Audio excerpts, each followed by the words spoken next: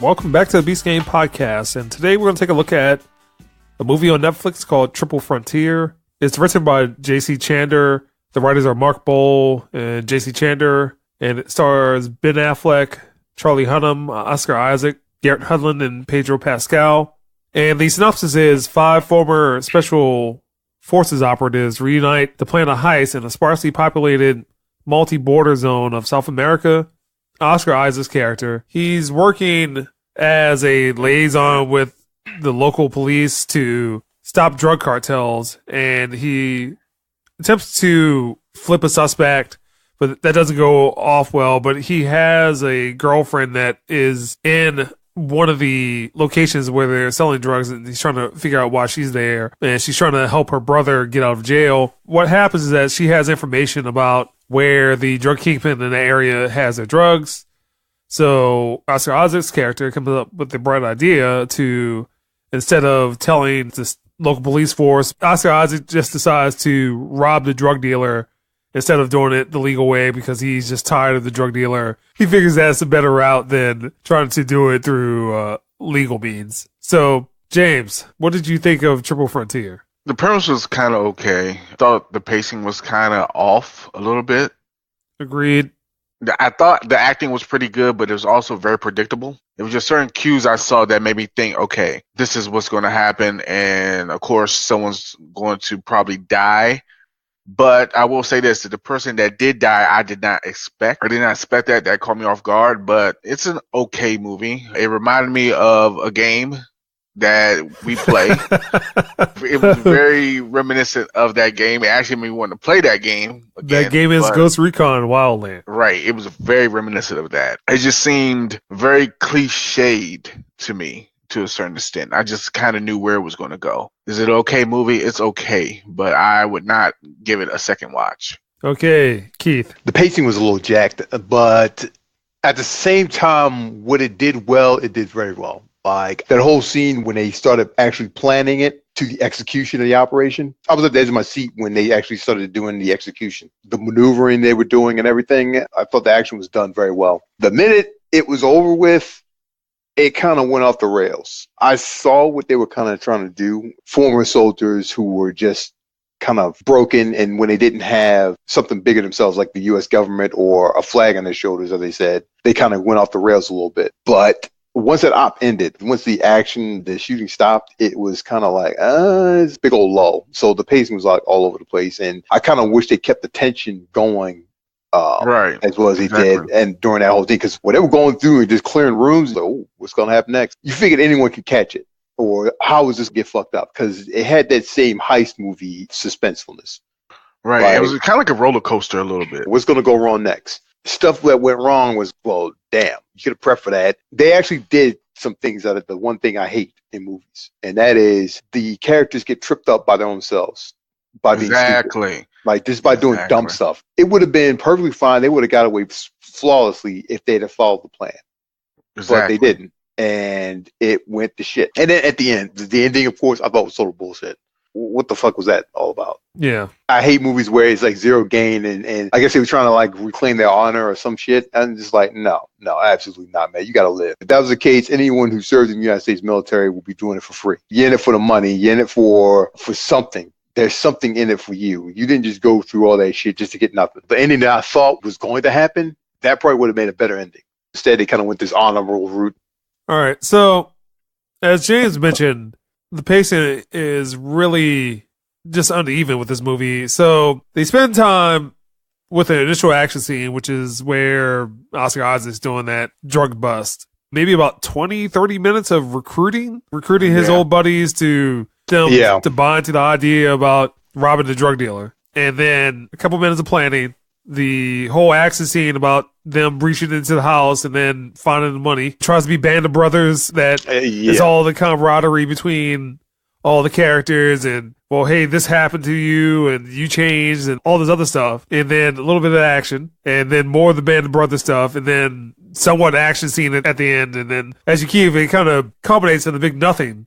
I feel bad doing this, so I'm going to give up everything to give it to the one person that died. And that person was not who I expected. I expected a lot more from this movie. Same here. Especially because it has the greatest actor of our generation, Oscar Isaac. The second greatest actor of our generation. Ben Affleck. No, not Ben Affleck. No, Charlie Hunnam. Now, he did a good job. I mean, like I said, the acting was not. No, the acting was good. The acting was fine. Yeah. Nothing wrong with the acting. The story Nothing wrong with is the problem with this movie. The story is the big problem. So if you cut out 30 minutes of this movie, 30 minutes, because the movie's a little over 2 hours. So if you make this an hour and a half, hour 35, hour 40, eliminate that whole recruiting stuff. Everybody just kind of buys into it. If you're going to show them actually accepting the offer, just show like, okay, well, you told me the story, so this is what we're going to do. This is what we're going to do. All right, I'm in. Cut to the next person. I mean, they went through a whole different story for the characters. I guess they wanted you to be invested into the characters somewhat. Yeah. All right. So I didn't have a problem with the recruiting scenario. I just thought it was too long, man. I thought the ending was just like, I don't want to say poorly done, but what I'm saying is, well, I would say they went the sabotage route. That was a more, I don't want to say realistic ending, but it was a more organic. Organic. Yeah, exactly. It wasn't a Hollywood. This was a Hollywood ending, or this is an ending by someone who is Peter Berg style love of military. Yeah. He needed to show some human quality to that. Like, so like Lone Survivor is a good example. Lone Survivor is a good example in comparison to this. I mean, even though it's not, hey, we're robbing drug dealers, the action aspect of it is where Triple Frontier needed to be. They had just gone the straight action route and been done with it. I think they would have done a lot better if they just flipped up the ending. I had the whole thing, the whole camaraderie, brotherhood break and shit, because of the money. The heist itself netted them. There was a lot of temptation throughout the whole thing. They could have gone with that whole route. They make a comment because Ben Affleck was like, well, hey, what do you mean watch your backs? I was like, all right, well, maybe this might go into a different direction where... See, I was thinking the same thing. I was saying, what you mean watch your back? Because what you going to take me for my money? Like, it became about the money. And that, to me, was a predictable part of this. Because they kept bringing it up when they were recruiting. Especially for Ben Affleck's character. They kept bringing up how he's in need of money and need of money and need of money. They kept bringing it up. So I thought, okay, so money's going to be the issue. And the heist goes off fairly well. They had some hiccups and they maneuvered around them. The big thing that fucked everything up was when Ben Affleck, who made the plan, his character deviates from the plan. He deviates from the plan because it is more money than they dreamed of. So it becomes about greed. That's the part that blew me. That's when I was getting pumped. I was like, oh my God. It was like they had so much money that it was by weight only. So that's all they could come up with. So they had to have a cargo helicopter haul all that money out of there. Upwards of $200 million, split it between the 5 of them. 10% of that was being used to launder and everything. They still were walking away with more money than they would ever see in their lifetimes. More than they would ever dream about. And Ben Affleck's character went off the fucking rails at that point. And then the fact that nobody else did, it started getting real odd, like how they didn't just go the route. They kind of reeled it back in and try to play it safe. Kind of thinking that maybe like Affleck had some control of his character because his character is the only one that acted realistic. I don't understand why everyone else was kind of like, we must abide by our codes of honor. And, and Oscar Isaac's character is like, she's a good person. Maybe I'll marry her and love her one day. And like, what the hell is going on? And Garrett Hedlund's character, he's supposed to be the wild card in the whole group. He turns out to be the only stabling influence. Yeah, and then like Charlie Hunnam was more stable. Well, Charlie Hunnam's bleeding out for almost 2/3 of the movie. Yeah. Climbs up and down a damn mountain and shit. I'm like, that is too much damn money. We're not going to leave $200 million on the tarmac. I'm like, yeah, I could take $10 million to be happy. How about you? If it was us and we had $1 billion sitting in front of us and a goddamn hatchback to haul it away with, the thought may cross all of our minds at some point, well, if we cut this loose, then maybe we can have more money for the money. But in the end, you're going to be like, no, man, how are you going to enjoy this money without your boys besides? No, grab the money, stick to the plan, get out and get out safe. They were going to go the route where the money was just more for them than anything else. Then whoever wrote this should have focused on that part. Oscar Isaac's character, because he works for the CIA or DEA or whatever, they don't trust him because they don't know where he got the plan from. I mean, there was so many routes that they could have gone with this. Is he working with his girlfriend to try to cut in with something else? I mean, They could have had Oscar Isaac's character work for the cartels. Like, it could have gone so many ways that would have made this a lot better film. Instead, you got Band of Brothers Light. Didn't quite work out. The Band of Brothers Light. I agree with you wholeheartedly. Once it became about greed, and it was kind of just set up for that. Like I said, they kept mentioning money, especially with Ben Affleck's character. Like, they kept mentioning it over and over again. I said, okay, it's going to become about greed sooner or later. And I didn't understand it. It was just, to me, I was just like, come on, man. All right. Y'all got all this money. Y'all got like a whole truck full of shit. Why are you trying to get more? Stop. Just get it and go. It's not you being taxed on it. Yeah, you know what I'm saying? exactly. That's 10 million or how many million that you're getting. That's yours. Chill. Relax. Just get the money and dip. And then, like you said, when Ben Affleck started to change his own plan, and he got called out by Garrett Hullen's character. Yeah. He was like, dude, what the fuck are you doing? I'm like, yeah, there you go. But no one followed through with that shit, though. No one said, man, fuck you. We're dipping. And also, he was so resistant to burn the house down that he wanted to get a little bit more money. And if it wasn't for that, they would have probably got away scot-free. If they would have got that a stable amount of money, they would have got on the helicopter. They wouldn't have had any issues with the weight restriction. Nope. You know, and they wouldn't have had to do all that. They would have been good. They would have been home chilling. But greed is what killed them, killed the whole plan. And then another thing. So they dumped the money to take Ben Affleck's body because he, of course, he's dead now. They dumped all of it, right? Yeah. And I'll be honest with you guys. I'm keeping it real. One of y'all die. If we did a heist like this and one of y'all die, I'm taking that fucking money still. And I'm taking your body too. You damn right. You know, if it was me who died, I wouldn't want you to carry my damn corpse back with you. I mean, what the fuck? Like, you know, all that's going to do is just sour my memory amongst everybody. Yo, we carried that stinking ass bastard like all the way up and down the hill. That damn Keith, why didn't he lose all that weight? Like, I ain't trying to have, like, no, man. It'd be like, take my share. Split it No, see, I just want a life-size poster of myself on your walls. Like, you know, do that. I mean, okay, you going right field with the shit. No, I'm just saying, it's like, if I died, I would want y'all to finish the goddamn mission. We were already there. Why are we not going to just finish the shit, you know? But to me, that was just like, oh, come on, man. And then they decided to dump the money into a ravine, and the snow's going to cover it. No one thought, all these military-trained motherfuckers at that point in time, they've never talked about the end. At that point in time, thought, okay, well, we're here, longitude, latitude, bitch. Let's just go and get our shit.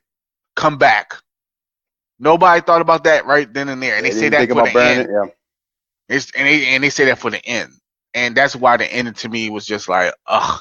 One was very unrealistic. The action scenes were good. I liked it. They didn't need more of that. It just needed that. Again, Lone Survivor has the proper pacing for that type of movie. That they get all the simple stuff out of the way. Like, hey, why are we here? Why are we doing this mission? And then mission goes bad. And Lone Survivor is based off of a true story, so it's a little different. But they fight their way out.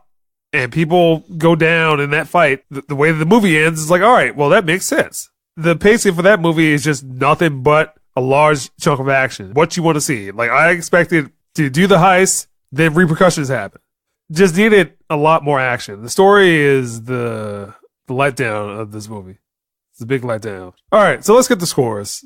So, James, what score would you give Triple Frontier? I would give it a 5. Matter of fact, you know what? Based off your appreciation for Ghost Recon Wildlands. It needed more action. And it needed definitely more action. And storytelling wasn't that great. Like I said, it was very, you cut very 30 very minutes out of it. That pacing problem goes away.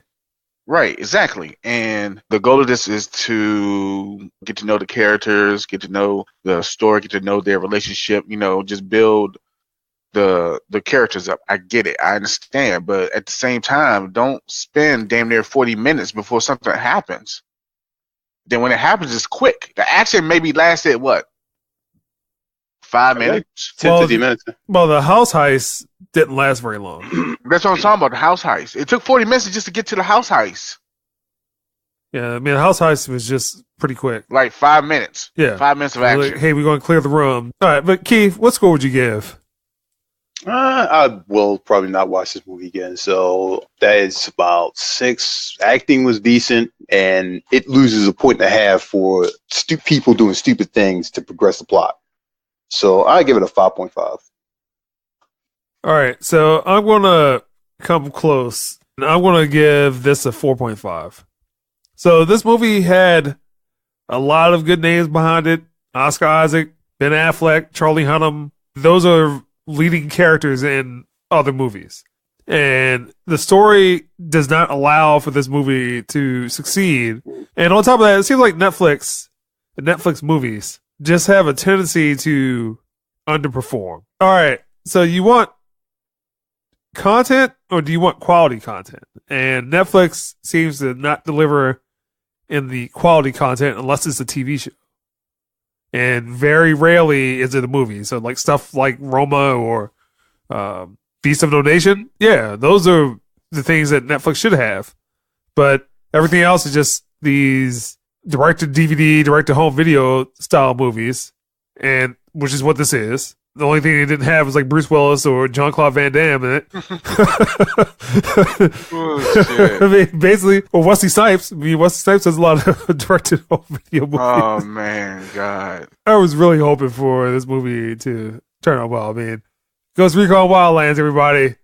No, it wasn't that. And it had that vibe, because in the beginning, I was like, okay, I was into it. I was like, okay, all right, Nomad, all right, let's see what's going on. And then I was like, okay. All right, damn. And I mean, this has so much potential. Big lull in between action scenes and the next action scene. All right, so that's enough about Triple Frontier, Beast Game Podcast. So sad. Oscar Isaac, greatest actor of our generation. Actually, he's not. Charlie Hunnam. But the acting was good. The acting was very good. That's one thing I could say. That is one reason why I gave it a 5. The acting was bad. It would got probably a 3. I mean, Charlie Hunnam just always does the Jax voice, so everybody was good. I had no complaints.